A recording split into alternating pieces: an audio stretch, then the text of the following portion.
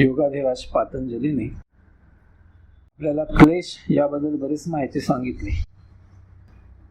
आता अजून काही सूत्र ते क्लेशाबद्दल माहिती सांगणार आहेत.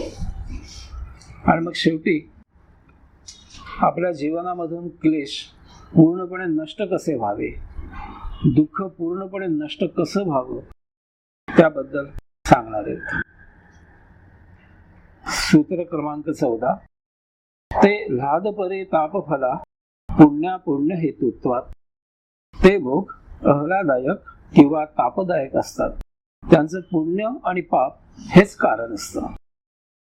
आपलं जे संचित भोग आहेत की ज्यासाठी आपण इथे जन्म घेतो, हे भोग ठळकप्रमाणे दोन प्रकारचे आहेत. एक म्हणजे ते आल्हाददायक आहेत किंवा ते तापदायक आहेत. आपल्याला काही उपभोगामुळे सौख्य मिळतं आणि काही उपभोगामुळे दुःख मिळतं. आणि याचं कारण पातंजल मुनी सांगतायत की तुम्हाला जेव्हा एखाद्या उपभोगापासून सौख्य मिळतं किंवा ते आल्हाददायक आहेत असं वाटतं, याचा अर्थ ते पुण्यमय भोग आहेत. आणि याच्या उलट जेव्हा तुम्हाला एखादे भोग किंवा उपभोग हे दुःखदायक आहेत असं वाटतं, ज्यामुळे तुम्हाला क्लेश होतात, असे हे जे संचित आहे ते निश्चितच पापामुळे निर्माण झालेलं आहे. ते सांगतात या पलीकडे कुठलं कारणच नाहीये. एक तर गतजन्मी तुम्ही काहीतरी चांगलं सुकृत केलं असेल किंवा याच्या उलट काहीतरी दुष्कृत्य केलेलं असेल, काही वाईट केलेलं असेल. आणि या दोन ह्याच्यावर तुमच्या संचिताची विभागणी होते आणि त्याप्रमाणे या जन्मी तुम्ही सुख उपभोगता किंवा दुःख उपभोगता. आणि यामुळे आपल्याला आपल्या एकाच समाजामध्ये दुःख, पीडा, दैन्य, दारिद्र्य, तसंच हर्ष, सुख, वैभव, विलास असे सगळे प्रकार दिसतात. वेगवेगळ्या प्रकारचे समाजामध्ये लोक असतात आणि ते त्याप्रमाणे जगत असतात. एखादा भरपूर कष्ट घेतो, इतके कष्ट घेतो आणि त्या मानाने त्याचं पोट जेमतेम 2 वेळेला भरतं. फारशी काही धनप्राप्ती होत नाही. अन्न, वस्त्र, निवारा ही जेमतेम त्याची गरज तो भागवू शकतो. आणि त्या मानाने त्याला मिळालेल्या उत्पन्नाच्या मानाने त्याने भरपूर कष्ट घेतलेले असतात. याच्या उलट प्रकार बघायला मिळतो की एखादा आरामात असतो, विशेष कष्ट घेत नाही आणि तो नेहमी वैभवामध्ये लोळत असतो, मोठ्या सुखात असतो, चैन करत असतो, मुबलक आणि भरपूर पैसा असतो.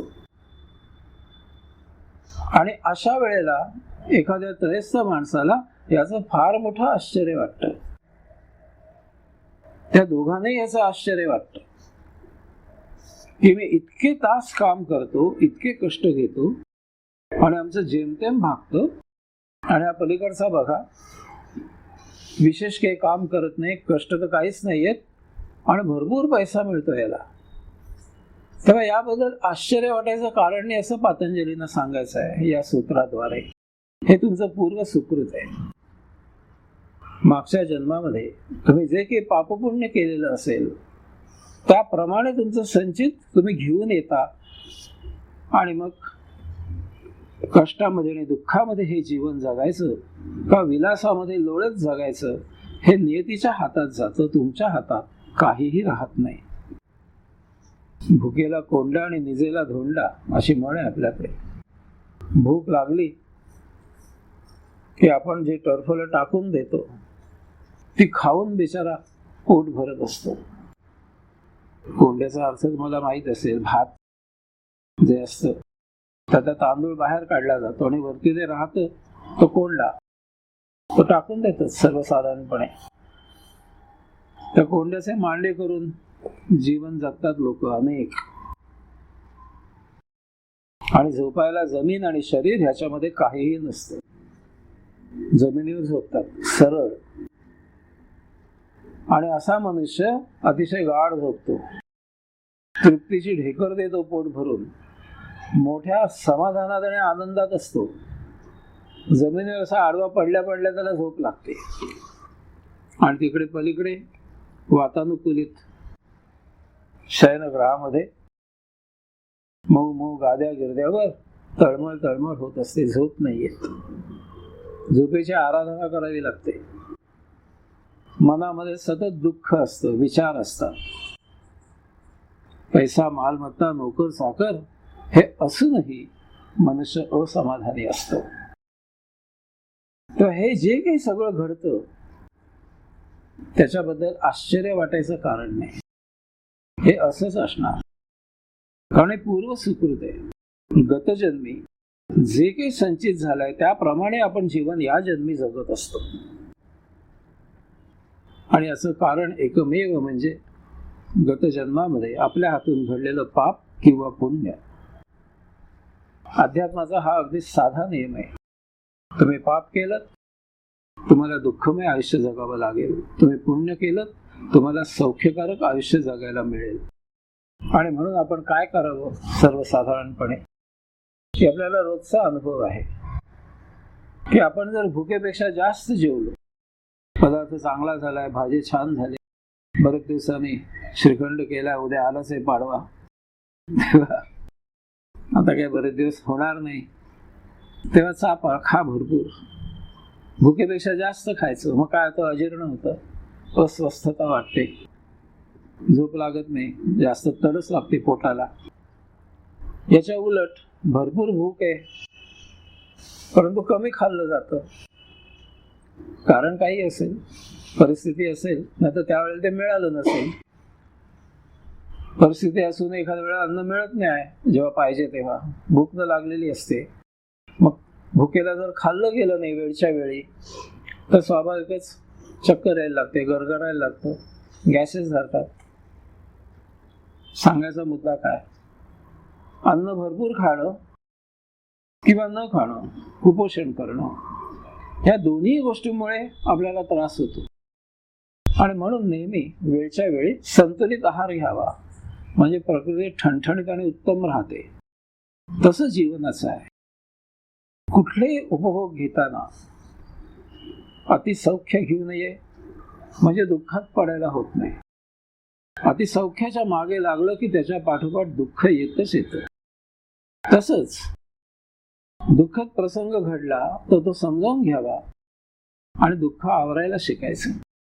किती दिवस कड काढायचा. आपल्या घरी जरी आवडता मनुष्य एखादा आपल्याला सोडून गेला कायम करता, तरी सुद्धा शेवटी हे आहे, it's a part of life, हे समजून घ्यायचं आहे आणि दुःखावेग कमी करायचं आहे, संतुलित जीवन जगायचं. ह्या क्लेशांबद्दल पुढील सूत्रात ते आणखी माहिती देतात. सूत्र क्रमांक 15, परिणाम ताप संस्कार दुःखैर गुणवृत्ती विरोधाश्च दुःखमेव सर्वं विवेकिनः. विषय भोगांचा परिणाम, त्यामुळे उद्भवणारे विविध ताप, त्यांचे संस्कार, तसंच त्रिगुण आणि चित्ताच्या 5 वृत्ती, या सर्वांमध्ये सतत जे द्वंद्व चालू असतं, त्यामुळे विवेकी पुरुष जाणून असतो की प्रत्येक गोष्ट फक्त दुःखाकडेच घेऊन जाते. आता दुःख आपल्याला का होतं, आपल्याकडे प्रत्येक गोष्ट आपल्याला दुःखाकडे का घेऊन जाते, त्याची त्याने 5 प्रकारे वर्गवारी केले. या वर्गवारीपैकी शेवटची जी आहे वृत्ती, ती आपण समाधीपाद या पहिल्या पादामध्ये त्याचं निरूपण सविस्तर केलेलं आहे. समाधीपादामध्ये 5वं जे सूत्र आहे त्याच्यामध्ये त्यांनी सांगितलंय, वृत्तयः पंचतयः क्लिष्ट अक्लिष्टाः. वृत्ती 5 प्रकारच्या आहेत. त्या क्लिष्ट म्हणजे दुःख देणारे आहेत किंवा अक्लिष्ट आहेत म्हणजे दुःख न देणारे आहेत. पण या वृत्ती तुम्हाला कधीही सुख, समाधान आणि आनंद देणार नाहीत, असं त्याला वेगळ्या प्रकारे सांगायचं आहे. क्लिष्ट अक्लिष्ट म्हटलंय त्याने. सुखाबद्दल बोलत नाहीत, आनंदाबद्दल बोलत नाहीत. कुठलीही वृत्ती तुम्हाला सकृत दर्शनी ती जरी चांगली वाटत असली तरी शेवटी ती तुम्हाला दुःखाकडे आणि वैतागाकडेच घेऊन जाईल. आणि त्याने या वृत्तीचे 5 प्रकार सांगितले: प्रमाण, विपर्य, विकल्प, निद्रा आणि स्मृती. असं 6वं सूत्र त्यांनी सांगितलं. समाधीपाद या पहिला पाद जो आहे त्याच्यामध्ये आपण त्याचं सविस्तर निरूपण तिथे केलं आहे. तेव्हा उरलेले हे 4 आहेत जे त्याच्याबद्दल या सूत्रामध्ये आपण निरूपण करणार आहोत. या शेवटी पाचीचा परिणाम एकच आहे आणि तो म्हणजे आपण दुःखाकडे आणि वैतागाकडे जात राहू. त्यांनी विवेकी पुरुष असं म्हटलंय. विवेकी पुरुष म्हणजे संयमाने वागणारा, तारतम्य बाळगणारा आणि त्याप्रमाणे आचरण करणारा. आणि असा मनुष्य जरी असला तरी सुद्धा हे जे काही 4-5 प्रकार त्यांनी सांगितले ते त्याला दुःखाकडेच घेऊन जाणार, त्याला काही पर्याय नाही. याची 4 कारण ठळक त्यांनी सांगितले. पहिलं म्हणजे परिणाम दुःख. कोणत्याही गोष्टीचा अंतिम परिणाम म्हणजे दुःख आहे. तुम्ही सुरुवात करता एखाद्या कामाला, छान सुरुवात करता, तुम्हाला वाटतं की वा सुरेख आपण काहीतरी चांगलं करतोय, परंतु कितीही तुम्ही काही केलं तरी शेवटी याचा परिणाम हा तुम्हाला दुःखाकडेच घेऊन जाईल. दुःख तर होणारच. शरीराला इजा झाली, पायात काटा बसला, दुःख निश्चितच होणार आहे. परंतु ह्या गोष्टी दुःख देणार हे आपण समजू शकतो. परंतु काही गोष्टी अशा आहेत की ज्या आपण जीवनामध्ये करायला सुरुवात करतो आणि आपल्या ध्यानीमनही कधी येत नाही किंवा नसतं किंवा आपली अपेक्षा नसते की यामधून मला कधी काळी पुढे दुःख उपभोगावं लागेल. मनातही नसतं. अपत्य होतं, मुलगा मुलगी जे काही होईल ते, तेवढा आनंद आहे आई वडिलांना.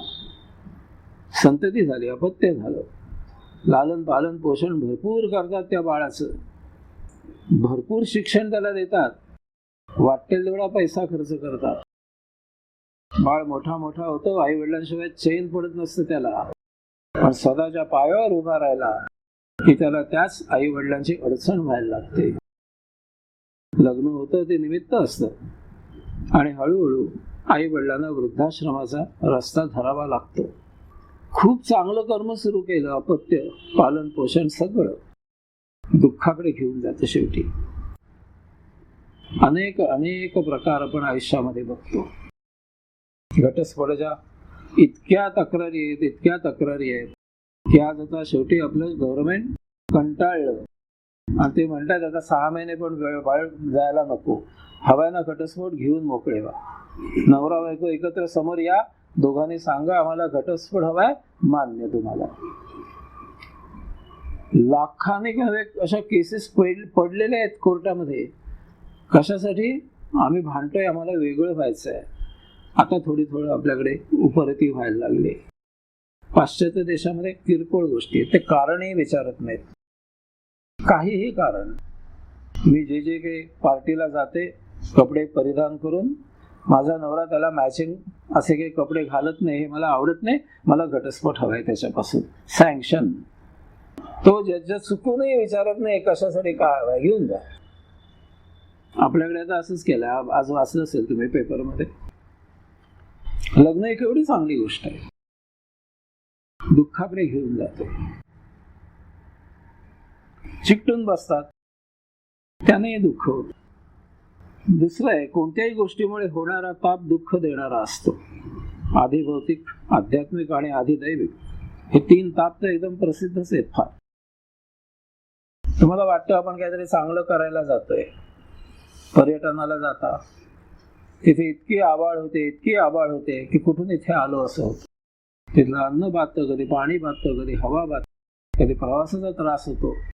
ड्रायव्हिंग करून पतिराज वैतागतात, नको होतो. मुलं भांडवून सोडतात. द्रव्य जमवणं सोपं आहे, ते बाळगणं महाकठीण आहे. त्याला अनेक वाटा फुटतात. घरचेच सगळ्यांचा त्या पैशावर डोळा असतो की याला एवढं काय करायचंय, असं किती लागतं, भरपूर कमावलंय, आण थोडं मला. सुरत बसलेले रस्ता काही नसतं तर गव्हर्नमेंट काढून घेतं. तुम्ही मिळवायचं 50% टॅक्स पाहिजे गव्हर्नमेंटला. ते कारखानदार सांगतात ना नेहमी 55% टॅक्स येते ना कारखान्याला. 100 रुपये मिळवले की 55 रुपये गव्हर्नमेंटला द्यायचे. मी काम कोणासाठी करायचं? गव्हर्नमेंटसाठी करायचं. त्यांना दुःख होतं अतिशय. इन्कम टॅक्स रिटर्न भरताना कोणीही समाधानी नसतो. त्यातल्या जितक्या पळवाटा शोधून शोधून शोधून शोधून सगळे चार्टर्ड अकाउंटंट त्याच्यावरच जगतात. तुम्ही व्यवहार करा, आम्ही कायद्याच्या पळवाटा शोधून तुम्हाला टॅक्स कसा वाचवायचा सांगतो. कोणी राजीखुशीने भरत नाही. दुःख आहे पैसे मिळवले तरी सुद्धा. धनसंपत्ती मिळवल्यांची मुलं ही फार क्वचित चांगली निघतात, फार क्वचित. कपाळावर हात मारून घ्यायची वेळ येते. ताप देत आहे सगळं आपल्याला. तिसरे संस्कार दुःख. कोणत्याही गोष्टीमुळे निर्माण झालेले संस्कार दुःख देतात. जन्माला येतानाच आपण गतजन्मीचे संस्कार घेऊन येतो आणि त्यामुळे त्या दुःखात जीवन जगत असतो, सुखदुःखाच्या फेऱ्यात अडकत असतो. परंतु हे जे संस्कार आहेत ते बऱ्याच वेळेला तापदायक असतात. आता एखाद्याला दारू प्यायचा संस्कार असेल, निश्चितच त्याला दुःख होणार, वैताग येणार, शरीर काही चांगलं राहत नाही, जीवन चांगलं जात नाही, घरी भांडणं होतात, हे आपण समजू शकतो. परंतु स्त्रिया, तुम्ही इतक्या सोशिक आहात, काय काय सोसता.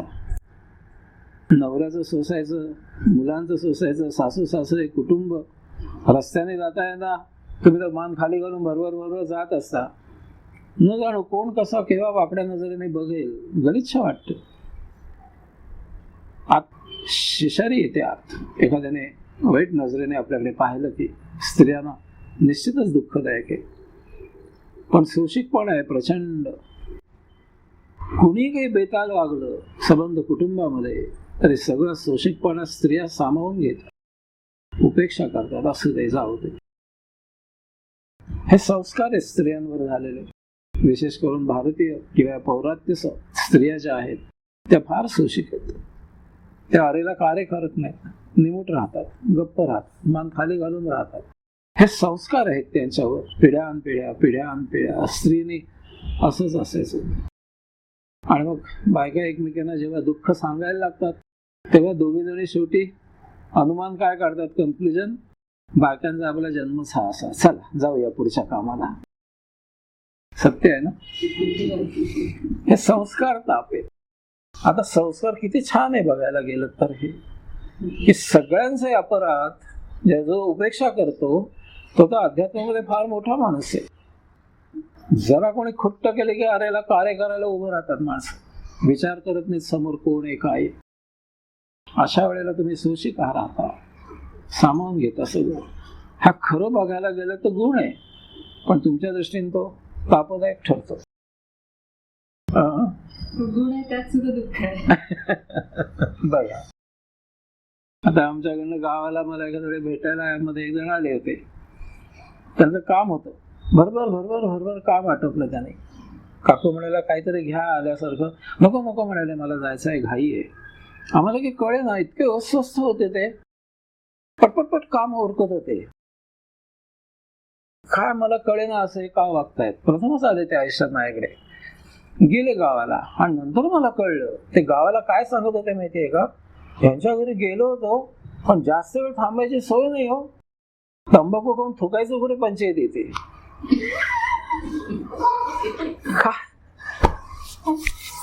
संस्कार. तंबाखू खायला पाहिजे मधनं म्हणून, ते काम होत नाही, डोकं चालत नाही.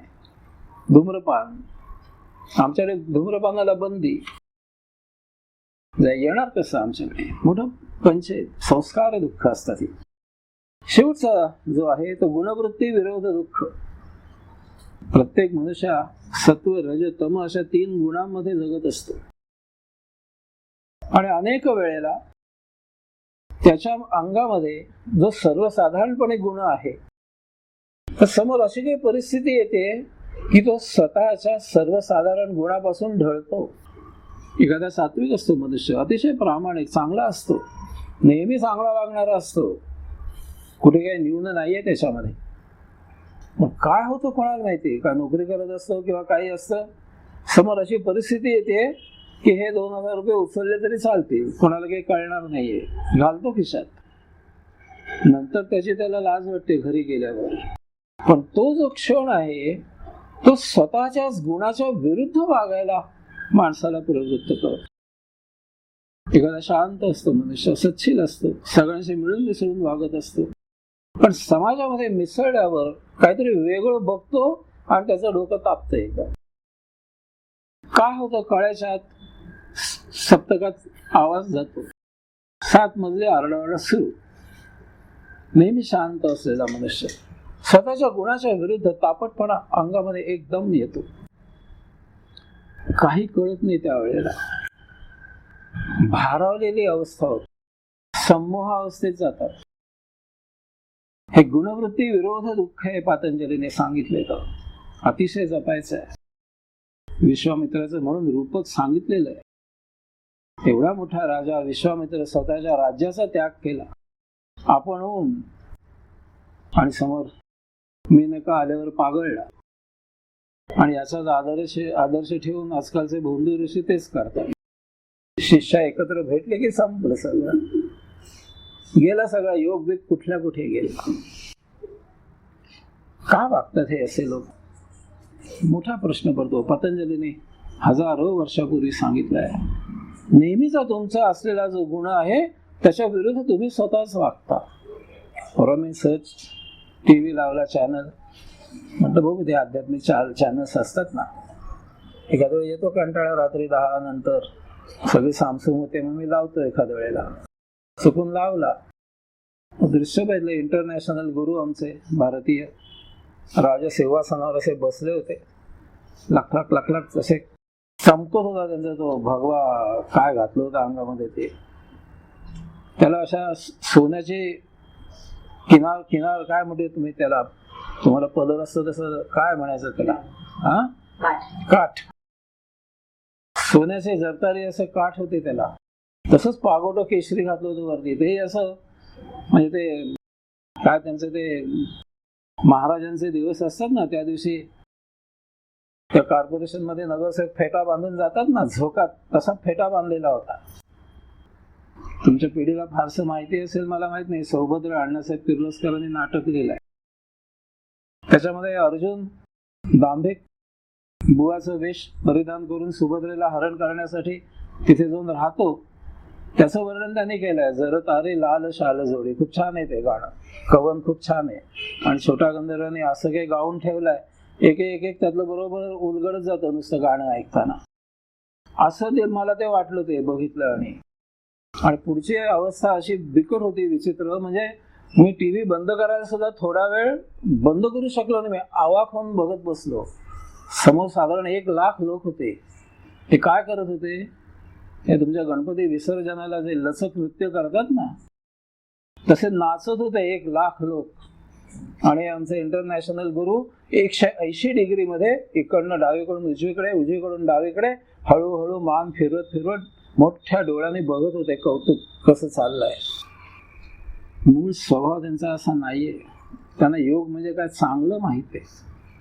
पण त्यावेळेला प्रसिद्धी, आणि प्रसिद्धी म्हणली की लोकांप्रमाणे तुम्हाला मोल्ड व्हावं लागतं, त्याप्रमाणे वागावं लागतं. गर्दी जमवायची म्हणजे तुमचं जे काही आहे ते तुम्हाला घरी सोडून यावं लागतं.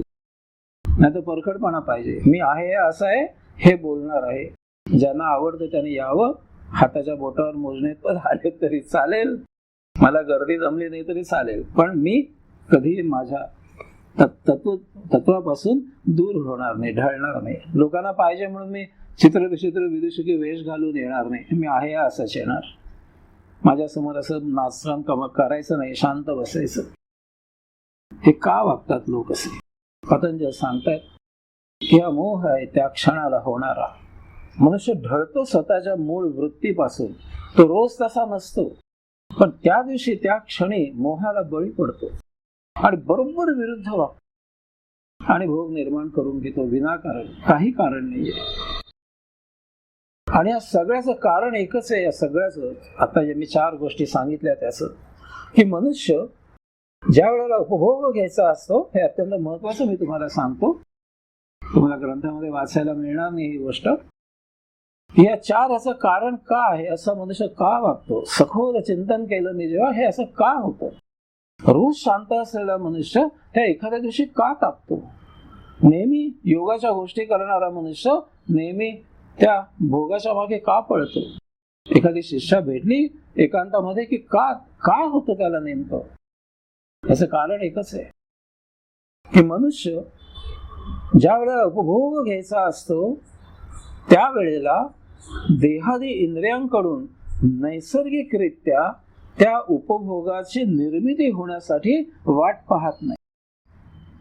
केवळ संधी आली, आता ही संधी कदाचित मला परत येणार नाही, त्याचा फायदा घ्या, म्हणजे गैरफायदा घ्या. पण जर अंगवळणी ही गोष्ट सतत पडलेली असेल की अत्यंत नैसर्गिकरित्या, पूर्ण नैसर्गिकरित्या शरीराकडून सहज म्हणून एखाद्या उपभोगाची जर मागणी आली आणि मग त्यावेळेला जर संधी असेल तर त्यावेळेला मी तो उपभोग घेईन, ही जर वृत्ती अंगामध्ये बांधलेली असेल, हे तारतम्य जर ठेवलेलं असेल, हा विवेक जर माणसाला राहिला तर त्याच्या हातून आत्ता सांगितले असे कुठल्याही प्रकारचे प्रमाद होणं महादुरापास्त आहे, होणार नाहीत. कारण या दोन गोष्टी एकत्र येणं हे मुळातच अधिक कठीण आहे की तुम्हाला इच्छा व्हावी आणि ती संधी समोर असावी. तुमचं उलट आपलं होतं, संधी समोर येते म्हणून आम्ही इच्छा तयार करतो आत्मनामध्ये. आधी संधी येते मग इच्छा निर्माण होते आम्हाला आणि म्हणूनच सगळे ताप होतात. आज काय अमुक संधी आली चला सुरू, तसं नाही पाहिजे. नैसर्गिकरित्या आत्म शरीराकडनं सरळ जीवन जगत असताना त्या जीवनाचा एक भाग म्हणून आतून उर्मी जर आली आणि त्यावेळेला ती उर्मी शमवण्यासाठी योग्य संधी समोर त्याच वेळेला टपकली तरच ते शक्य आहे. तर तो उपभोग तुम्हाला कधी ताप देणार नाही. त्याचं कारण आपण आता पाहणार आहोत 2-3 सूत्रानंतर. म्हणजे आपण म्हणतो ना की आपण जांभळीला आ करावा आणि नेमकं त्यावेळेला आपण जांभळाच्या झाडाखाली बसलेलं असावं आणि तोंडात आपोआप ते जांभळ टपकावं. ते खरं. सहज शरीराकडनं आपण काहीतरी केलं आणि संधी मिळाली, आपला उपभोग घेतला गेला. असं जीवनामध्ये प्रत्येक वेळेला जर घडत गेलं तर आपल्याला कधीही ताप होणार नाही. पुढे ते आता दुःखाबद्दल काय सांगतायत पाहूया. सूत्र क्रमांक 16. हेयम दुःखम अनागतम. हेयम दुःखम अनागतम. हेयम दुःखम आगतम. भविष्य काळात येणारं अजून न उद्भवलेलं दुःख नाश करण्यास योग्य असतं. अनागत, अनागत, दुःखम अनागत, अजून दुःख यायचं आहे. 3 प्रकारचे दुःख आहेत याचा अर्थ त्रिकाळाप्रमाणे. मागे घडलेली झालेली दुःख आयुष्यामध्ये होऊन गेलेत, ठीक आहे, नको होतं घडायला पण घडलं. मग वर्तमान काळामध्ये त्याचे उसासे टाकत किती दिवस बसायचं. योग्य वेळी योग्य दुःख आवरता आलं पाहिजे. दुःख झालं ठीक आहे, हरकत नाही, स्वाभाविक आहे. पण घडून गेलेल्या दुःखाचे उसासे किती वर्ष टाकायचे, ते कुठेतरी थांबवता आलंच पाहिजे आपल्याला. आणि म्हणून या साधन पादामध्ये पहिलंच सूत्र त्यांनी सांगितलंय, तपस्वाध्याय ईश्वर प्रणिधान. तुमचं गत दुःख जे आहे ते नष्ट करण्यासाठी हा क्रियायोग करा.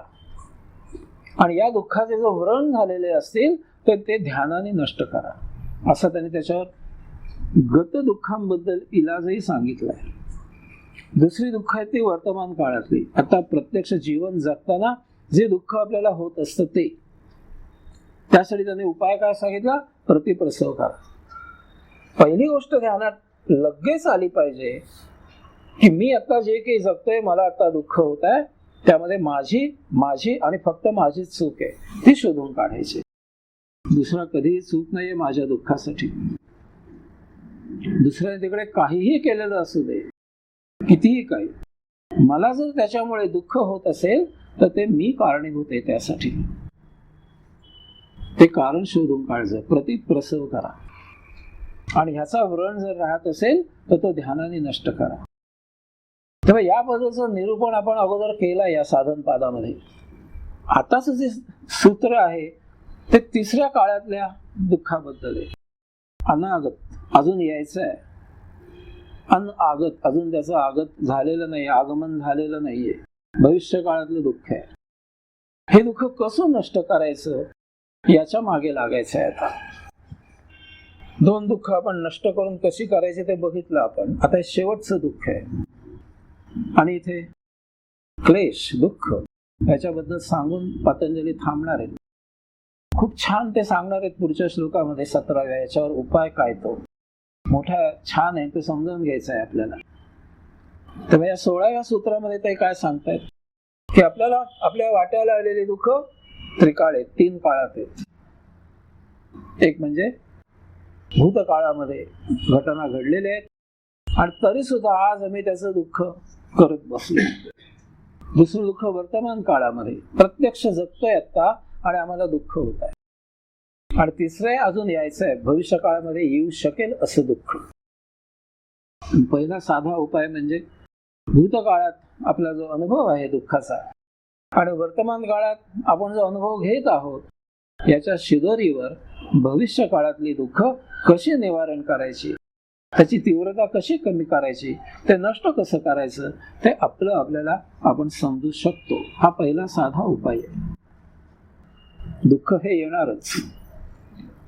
कुणाचंही जीवन, कोणाचंही, कोणी श्रीमंत असो गरीब असो, शिकलेला असो न शिकलेला असो, फरक पडत नाही. दुःख प्रत्येकाच्या 5वीला पूजन केलेलं आहे. जन्माला आला हेच मुळे दुःखात आहे, जन्म घेणं. तिथपासूनच दुःखाला सुरुवात होते ती शेवटपर्यंत. मरण येणार, मृत्यू येणार म्हणून दुःख होत असतं. जन्म ते मृत्यू हा प्रवास दुःखाचाच प्रवास आहे, त्याला काही इलाज नाहीये. पण हे दुःख जर वैज्ञानिक दृष्ट्या आपण समजावून घेतलं तर ते पूर्णपणे नष्ट करता येतं असं पतंजलीनं आपल्याला सांगायचं आहे, उपदेश करायचा. ते सांगतायत दुःखाचं झाड मोठं होईपर्यंत वाट बघू नका. ते बीज आहे दुःखाचं भविष्य काळामध्ये येणारं, ते तिथे जाळून नष्ट करा, त्याचं भस्म करा आणि ते कपाळी धारण करा. दुःखाचं बीज नष्ट करून टाकायचं आहे की दुःख उद्भवताच कामा नाही. मुळातच अनागत दुःख टाळण्यासारखं आहे असं त्यांना सांगायचं आहे या सूत्रात. ते नाश करण्यासारखं आहे पूर्णपणे. यायच्या आधीच, दुःख उद्भवण्याच्या आधीच दुःखाचं मूळ कारण, मूलभूत तिथे तुम्ही कापणी करा. आणि ती कशी कापणी करा ते स्वतःच सांगतायत पुढल्या सूत्रामध्ये. भूतकाळातलं दुःख झालं गेलं, गंगेला मिळालं अशी विचारधारणा करून नष्ट करा. नसेल जमत क्रियायोगाचं आचरण करा, ध्यान करा, पण त्यातनं बाहेर पडा. वर्तमान काळामध्ये तुम्हाला जर दुःख आहे असं वाटत असेल तर त्याला तुम्ही आणि फक्त तुम्हीच कारणीभूत आहात, बाकी कोणीही कारणीभूत नाहीये. सखोल तुम्ही जर प्रतिप्रसव जर तुम्ही करत करत मागे गेलात तर तुम्हाला मूळ कुठेतरी त्या दुःखाचा झरा सापडेल की जो तुमच्यामुळे तुम्ही निर्माण केलेला आहे. मग तुम्हीच कन्व्हेन्शन करता, तुमचं हे सगळं मोठा डोलारा पेटता की तो अमक्याने अमुक केलं म्हणून मला दुःख होत आहे, अमुक असा वागला म्हणून मला दुःख होत आहे, त्याने केलं म्हणून मला दुःख होत आहे, माझं नशीब फुटकं म्हणून मला हा असा मनुष्य मिळाला म्हणून मला दुःख होत आहे. तुम्ही आणि तुम्हीच फक्त वर्तमान काळाच्या दुःखाला फक्त आपण आणि आपणच जबाबदार आहोत. प्रतिप्रसव करा आणि शिवाय त्याला ध्यानाची जोड द्या आणि ते नष्ट करा. पण भविष्य काळातलं दुःख जे आहे त्यातलं विज्ञान समजावून घ्या, ते सांगतायत. आणि ते आता 17व्या सूत्रामध्ये आपण पाहायचं आहे. सूत्र क्रमांक 17, द्रष्ट दृश्ययो संयोगो हेय हेतु. द्रष्टा आणि दृश्य यांचा संयोग हेच दुःखाचं मूळ कारण आहे. आपल्याला दृश्य कसं ज्ञात होतं, माहीत होतं, तर आपले पंच ज्ञानेंद्रिय जे आहेत त्यांचा बाह्य वस्तू जगताशी संयोग होतो आणि त्यामुळे आपल्याला ज्ञानप्राप्ती होते.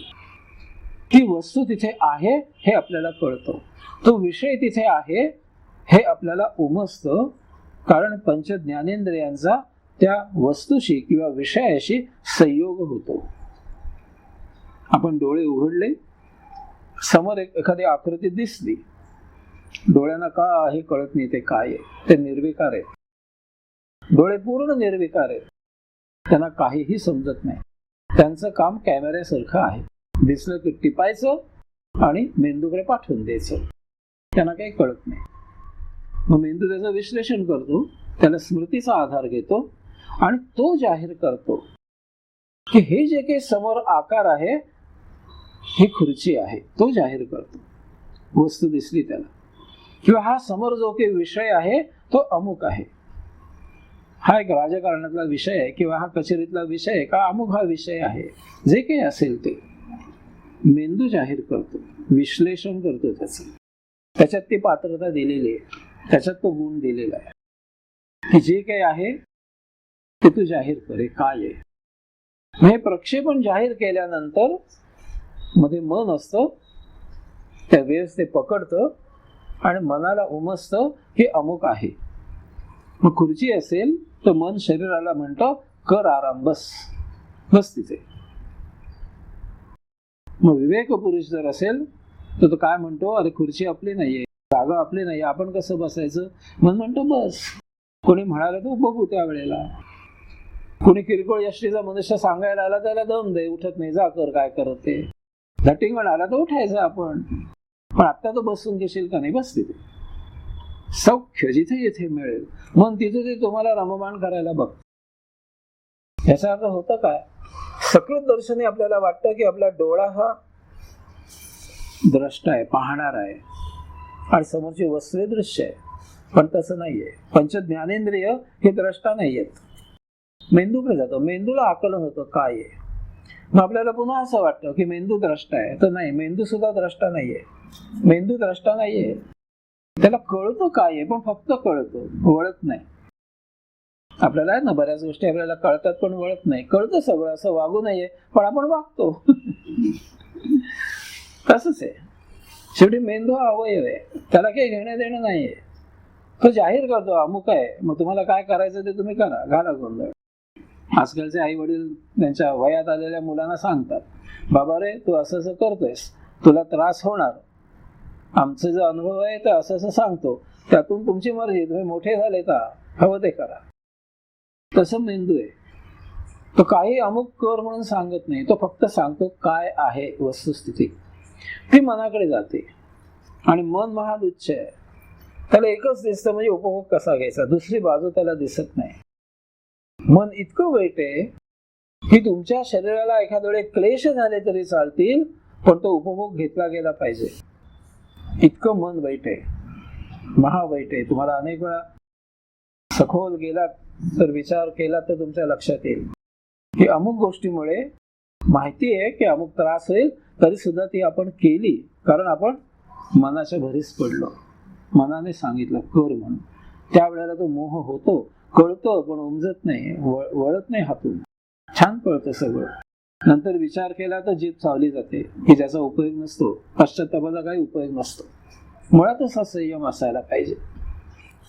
त्यामुळे मन हे सुद्धा द्रष्टा नाहीये, ते चोर आहे पक्क. ते द्रष्टा नाहीये वस्तुतः, आपल्यासाठी ते द्रष्टा नाहीये. ते मधल्यामध्ये मतलबी आहे. मध्येच कोणीतरी उपभोग घेऊन घ्यायचा एखाद्या वस्तूचा, मालकी नाहीये मनाची, याच्यावर काही संबंध नाही मनाचा. द्रष्टा आहे तो आत्मा आहे, अंतरात्मा, आणि बाहेर येते विषय वस्तू आहेत.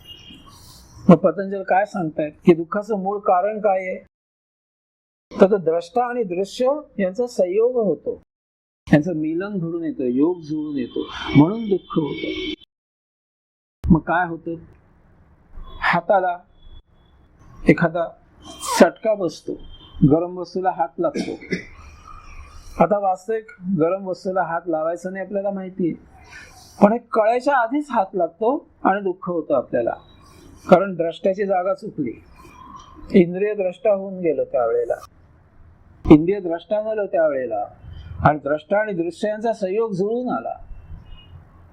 चटका बसल्यावर लक्षात आलं की आपला हात चुकून लागलाय निखारायला किंवा तापलेल्या वस्तूला. आपण जाणून बुजून लावणं तर शक्यच नाही, म्हणून दुःख होतं. हे तारतम्य राहत नाही आपल्याला, पटकन लागतो हात. नंतर मेंदू, ज्ञान मेंदूला मिळतं आणि मेंदूला ज्ञान मिळाल्या आपण त्याच्यावर कृती करायला धावत सुटतो. उतावळा स्वभाव असतो, अनेक वेळेला उतावीळ होतो आपण, पेशन्स राहत नाही. नुसतं मेंदूला कळायचा अवकाश अमुक, की तत्क्षणी आपण तिकडे पळापळ करतो, मेंदू द्रष्टा होतो, विषय वस्तूशी संयोग होतो आणि निश्चित आपल्याला दुःख होतं. कारण अविवेकी वृत्तीनेच उपभोग घेतला जातो. त्याला अपवाद अर्थात प्रतिक्षिप्त क्रिया. समोरून वाहन येत आहे, आपण चालतोय आणि आपल्याला पटकन मेंदू सांगतो की समोरचं वाहन तुझ्यावर आदळणार आहे. तिथे कुठलाही आपल्याला मन किंवा आत्मा यांच्याकडनं हुकूम यायच्या आधीच आपण पलीकडे उडी टाकतो. ती प्रतिक्षिप्त क्रिया असते. अंगावर माशी बसली की हात पटकन तिकडे जातो आणि माशी झटकली जाते. ही प्रतिक्षिप्त क्रिया आहे.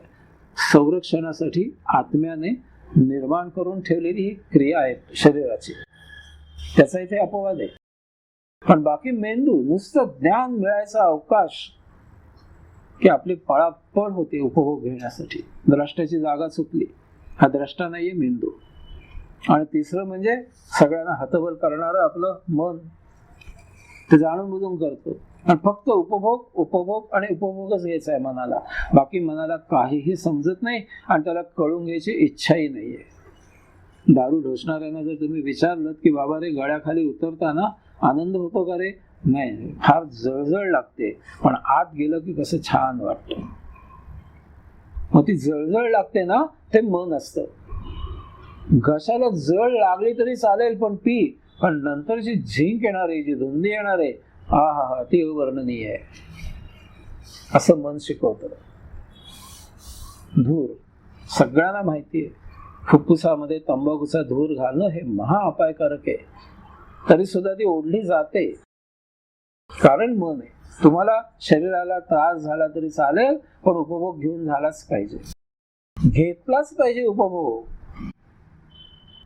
आजकाल ते बातम्या येत असतात ना सारख्या, एकतर्फी प्रेमातनं मुलींच्या मागे धावाधाव करणारे तेच असत. चल पळ, मन सांगतं, नंतर तुला फाशी झाली तरी चालेल, पण उपभोग घे, तिला ठार मारून टाक, हे मन सांगते. कर चोरी, चल घरामध्ये म्हातारा एकटा बसलाय, काप त्याची मान, घे किल्ल्या काढून, उचल.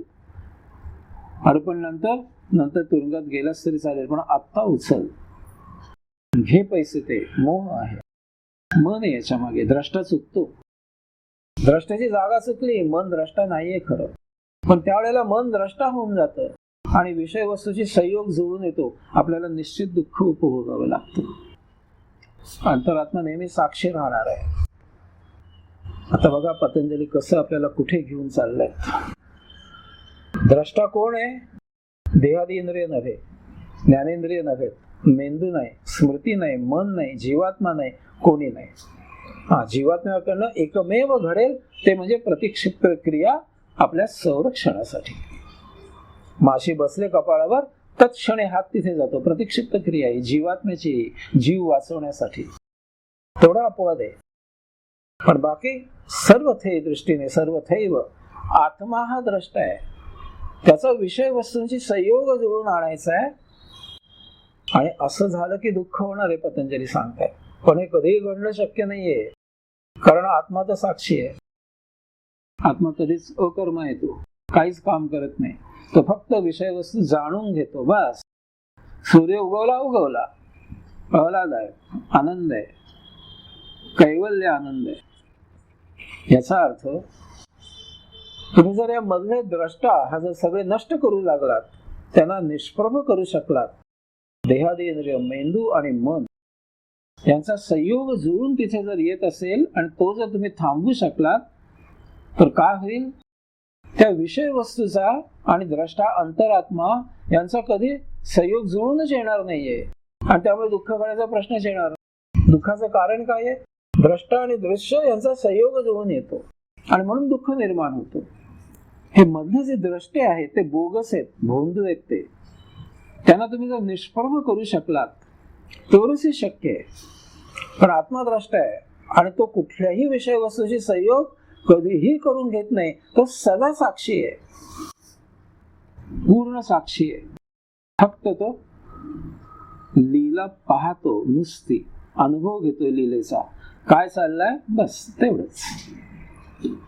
त्यामुळे कधीही विषय वस्तूचा संयोग जुळून येणं शक्य नाहीये. त्यामुळे तुमच्या आयुष्यात दुःख निर्माण होणं शक्य नाहीये. आता हे कसं घडतं? कथामृतामध्ये ही कथा आहे, बहुतेकांना माहिती असेल, काही जणींना माहिती नाही, त्यांच्यासाठी बाकीच्याने पुन्हा प्रत्ययाचा आनंद घ्या. एकदा दोन साधू तीर्थयात्रेला निघाले होते.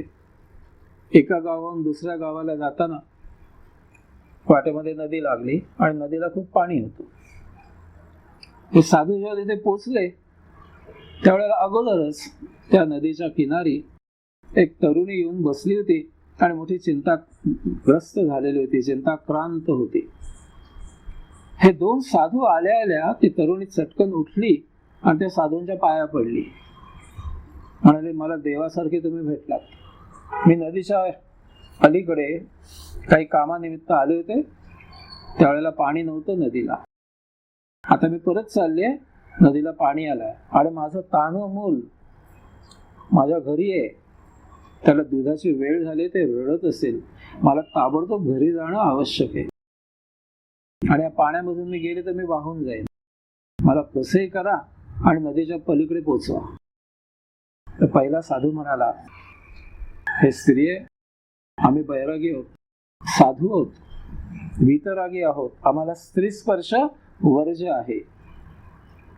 आम्ही तुला कसं काय पलीकडे पोचवणार? अशक्य आहे, हे शक्य नाहीये आम्हाला. आम्हाला माफ कर. ती त्याच्या पाया पडायला लागली, रडायला लागली ढसाढसा. दुसऱ्या साधूने काय केलं?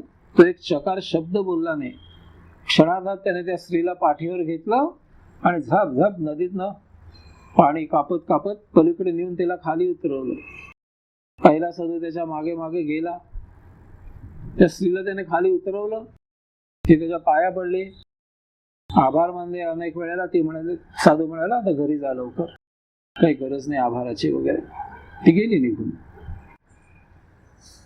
संध्याकाळची वेळ होती. त्या गावाला त्या साधूंचा मुक्काम पडला धर्मशाळेमध्ये. दिवसभरामध्ये जी काही माधुकरी मागितलेली होती, भिक्षा मागितलेली होती, ते त्यांनी शिजवलं. शिदा अन्न सेवन केलं. पण पहिला साधू दुसऱ्या साधू जवळ एक चकार शब्द बोलायला तयार नाही. दिवसभर थकले होते प्रवास करून, चालून चालून. दोघे झोपले. सकाळ झाली, उठले, अन्य उरकले आणि आता पुढच्या मुक्कामाला जायचं. तरी सुद्धा पहिला साधू दुसऱ्या साधू जवळ काहीही बोलायला तयार नाही. शेवटी त्या दुसऱ्या साधूला राहवलं नाही. तो म्हणाला, बंधू, कालपासून मी पाहतोय तू माझ्याजवळ एक शब्दही बोलत नाहीयेस. हा कशाचा रुसवा आहे? काय झालं? माझ्यातनं असं काय घडलं? तर तो पहिला साधू म्हणाला की आपण बैरागी आहोत, आपल्याला स्त्री स्पर्श हा वर्ज आहे. आणि काल तू एका स्त्रीला पाठवून घेतली होती पाठीवर आणि बराच वेळ नदीचं पाणी कापत पलीकडे गेलास. केवढा प्रमाद घडलाय तुझ्या हातून. तेव्हा मठात गेलं की याचं प्रायश्चित्त जोपर्यंत तू घेत नाहीस तोपर्यंत मी तुझ्याशी कसाही संबंध ठेवू शकत नाही, इच्छित नाही. त्या दुसऱ्या साधूला मोठा हसायला आलो आणि तो हसला. तो पहिला साधू म्हणाला, हसतेस कशासाठी? जे घडलं ते मी सांगितलं, यात चूक काय आहे? नाही, जे घडलं ते सत्य आहे. चूक काय ती तेवढीच आहे की मी एका तरुणीला माझ्या पाठीवर घेतलं, तिला पाठीवर घेऊन नदीचं पाणी कापत कापत पलीकडे घेऊन आलो, तिला मी माझ्या पाठीवरून खाली उतरवलं आणि तिला तिच्या घरी जा सांगितलं. अशा एका तरुणीला आपण पाठीवर घेऊन नदीच्या पलीकडे आणून ठेवलंय, हे मी तिथेच विसरूनही गेलो. आणि तू काल संध्याकाळपासून आजपर्यंत सकाळपर्यंत त्या तरुणीमध्येच रममाण झालेला आहेस, म्हणून तुला दुःख होत आहे. विषय वस्तू, द्रष्टा आणि दृश्य यांचा संयोग तुझा जुळून आलाय, माझा संयोगच जुळून आला नाही. प्रश्नच येत नाही, मी काय केलं? काही केलं नाही. ठीक आहे, तरुणीला मदत केली, पण संयोग नाही जुळून आला. झालं गेलं तिनेच संपलं. योग नाही जुळून आला, त्याचा संयोग नाही जुळून आला. तुझं मन त्यातच अजून रममाण आहे, त्या तरुणीमध्ये. की काहीतरी ह्याच्या आज चलबिचल झाली असेल तरुणीला पाठीवर घेतल्यावर, अजून त्याच्यातच विषय निर्माण झालेत तुझ्या ह्याच्यामध्ये, मग दोषी कोण, तू कमी? मोठा प्रश्न आला तात्विक. पहिल्या साधूने त्याची माफी मागितली, म्हणाला बरोबर आहे, हे सूत्र त्याला कारणीभूत आहे. विषय वस्तू एकत्र आल्या म्हणून भोग नाही निर्माण होत. जोपर्यंत त्याचा संयोग जुळून येत नाही तोपर्यंत उपभोग निर्माण होत नाही. तुम्हाला त्या चव निर्माण होते संयोग निर्माण झाला की. परिस्थिती कशी घ्यायची याच्यावर सगळं अवलंबून आहे. एक नेहमी गमतीदार कथा सांगितली जाते. भगिनीने मला माफ करायचं आहे, गमतीदार कथा म्हणून त्याच्याकडे पाहायचं आहे, मग तिचा अर्थ घ्यायचा. सूत्र समजावं म्हणून सांगणार आहे गमतीदार कथा, मनावर घ्यायची नाही लावून. एकदा एक आरोग्य अधिकारी एका वेड्याच्या इस्पितळामध्ये पाहणी करायला गेलेले असतात. मग डॉक्टर त्यांना सरबराही करतात. अधिकारी आले ना, आरोग्य अधिकारी. मग ते म्हणतात चला एक राऊंड घेऊया हॉस्पिटल मधून. जातात बघायला. ते विचारत असतात हा काय करतोय, हा असा का वेडा झाला, हा काय करतोय. मग डॉक्टर सांगत असतात असं असं घडलं म्हणून तो वेडा झालाय, हा वेडा असं करतोय तसं करतोय. एक तिथे एक वेडा असतो. आरोग्य अधिकारी विचारतात याला का वेड लागलं. ते म्हणे त्याच्या समोर फोटो पाहिलात का. हा म्हणे एका तरुण आणि रूपगर्विता सुंदर अशा स्त्रीचा फोटो आहे. त्याच्याकडे टक लावून तो बघत बसलेला आहे. वेडा वेडा झालाय पूर्ण. काय झालं, काय नाही. हा तिच्या मागे मागे मागे सारखा लागलेला तिच्या, आणि तिने याला झिडकारलं, त्याचा अपमान केला, नको नको ते बोलली त्याला. त्याच्या मनाला इतका मोठा जबरदस्त धक्का बसला की तो वेडा झालाय तेव्हापासून. आणि हा फोटो जर समोर नसेल तर तो आकाश पाताळ एक करून टाकतो, आक्रस्ताळपणा करतो. आणि म्हणून तो फोटो आम्ही त्याच्याजवळच ठेवून दिलाय. निदान तो तिथे बघत बघत वेड्यासारखा बसून राहतो, बोलत असतो, हावभाव करत असतो, ठीक आहे, पण निदान बाकीच्यांना तरी त्रास होत नाही. झिडकारलं याला त्या तरुणीने, क्रुद्ध झाली त्याच्यावर. हा त्याच्या सारखा तिच्या मागे मागे लागायचा. त्याचा त्याला मेंदूला सहन झालं नाही ते झिडकारणं. पुढे 2-4 वेळे त्याने वेगवेगळे आणखी पाहिले. अजून एक वेडा आला पुढे. आरोग्य अधिकाऱ्यांनी विचारलं ह्याला का वेड लागलं. हो म्हणाला थांबा डॉक्टर, त्याच्यापुढे त्याच मुलीचा फोटो आहे. मगाशी ती मुलीचा फोटो होता ना, त्याच मुलीचा फोटो आहे त्याच्याजवळ. हा काय प्रकार आहे. त्यामुळे हो त्याच मुलीमुळे हा वेडा झालाय. दुसरा हो म्हणे त्याच मुलीमुळे. यालाही झिडकारलं का. नाही नाही म्हणे, याला झिडकारलं नाही. आणि तिला प्रपोज केलं, मला लग्न करायचं आहे. ती नुसती हसली, हो नाही आणि नाही नाही असं तिला झुलवत झुलवत राहिली. याला तर तत्क्षणी त्याच दिवशी लग्न करायचं होतं, पहिल्याच दिवशी. वाट बघून बघून बघून त्याच्या मनावर परिणाम झाला की ही आपल्याला अशीच झुलवते. त्याला सहन झालं नाही म्हणून तो वेडा झाला. आणि आता तिच्या त्या फोटोकडे बघत बसतो. फोटो काढला की आक्रस्ताळपणा करतो. हाही वेडा झालाय त्या तरुणीमुळे. आरोग्य अधिकारी पुढे गेले, बघितले 2-4 तरुण वेडे आहेत, ते अमुक आहे तमुक आहे. तिसरा वेडा, ते तो किंचाळले, म्हणाले डॉक्टर त्याच तरुणीचा फोटो तिसऱ्या वेळा. हा तिसरा वेळा त्याच तरुणीचा फोटो आहे. डॉक्टर म्हणाले खरंय, हा फोटो त्याच तरुणीचा आहे. तिसरा मनुष्य वेडा झालाय त्याच तरुणीमुळे. हो म्हणाले. काय झालं. तिने याच्याशी लग्न केलं. तुमचा विषय वस्तूची संयोग ज्या वेळेला होतो त्यावेळेला तुम्ही ते कसं घेता याच्यावर सगळं जीवन अवलंबून आहे. संयोग नाही करून घ्यायचं. आरोग्य अधिकाऱ्याने पुढे फार मोठा महत्वाचा प्रश्न विचारला त्या डॉक्टरांना. त्या तरुणीचे बाकीच्या मित्रांचं काय, का अजून भर पडणार आहे याच्यामध्ये. 3 प्रकार पाहिले. नाही म्हणे आता भर नाही पडणार, कारण बाकीचे जे मित्र तिला भेटतात, भेटले सहजगत्या, वेळ असला गप्पा मारल्या, कधी कॉफी प्यायली, वेळ संपला आपापल्या वाट्याला निघून जातात. संयोग होत नाही. तिचं मित्रमंडळ भरपूर आहे, चालू आहे, आनंदात आहेत सगळे. ती आनंदात आहे, ते आनंदात आहेत मुलं. त्यामुळे काही फरक पडत नाही. प्रत्येक कृती आपल्या आयुष्यामध्ये जेव्हा काही घडते, जेव्हा काही कृत्य घडतं, त्यावेळेला ते कृत्य घडलं, संपलं घडून, तिथेच विषय समाप्त झाला पाहिजे. त्याचा संयोग जुळता कामा नये, त्याच्यामध्ये चव निर्माण होता कामा नये, त्याचे उसासे टाकले जाता कामा नये, परत केव्हा हा प्रश्न निर्माण होता कामा नये. तेवढ्या पुरतच, त्या वेळेपुरतच, त्या क्षणापुरतच मिलन झालं, घेतलं, उपभोग घेतला, विषय मिटून गेला, संपलं. तिथेच त्याला पूर्णविराम दिला गेला पाहिजे.